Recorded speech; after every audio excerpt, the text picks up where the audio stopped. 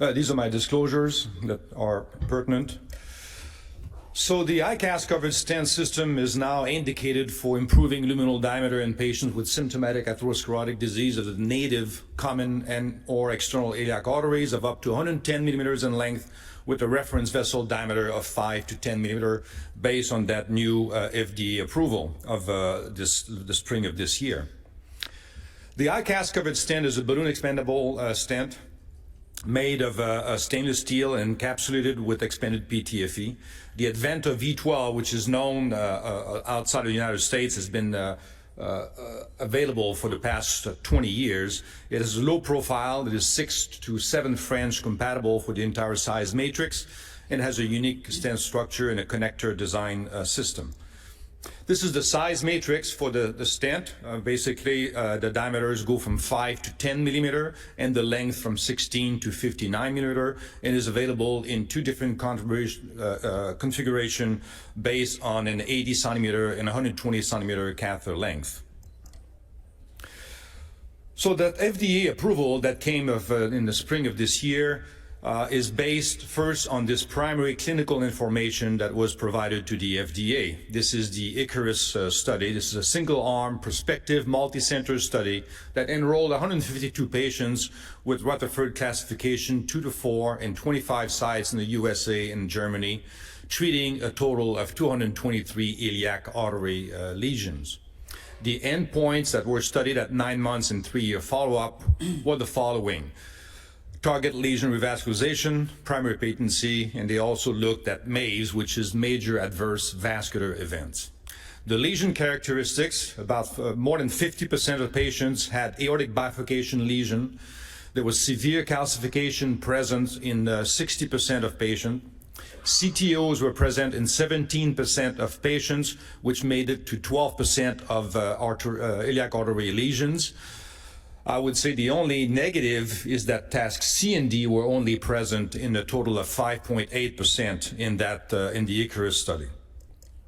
These are the results. At 30 days, mortality was 0%. MAVE was 4.2%. At 9 months, freedom from TLR was 97.2% with a primary patency of 96.4%.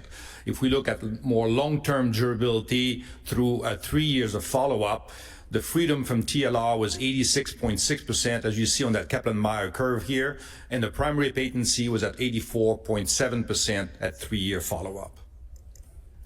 Now, this is supplemental clinical information that was also provided for that FDA approval, and it consists of the COBEST trial. The COBEST is an investigator-initiated prospective multicenter randomized control trial. It enrolled 125 patients treating 168 iliac arteries enrolled from 2006 to 2008. A total of 83 Adventa V12 was implanted versus 85 bare metal stent. It showed that Adventa had improved freedom from binary stenosis and TVR at 18 months follow-up for task C and D lesion only.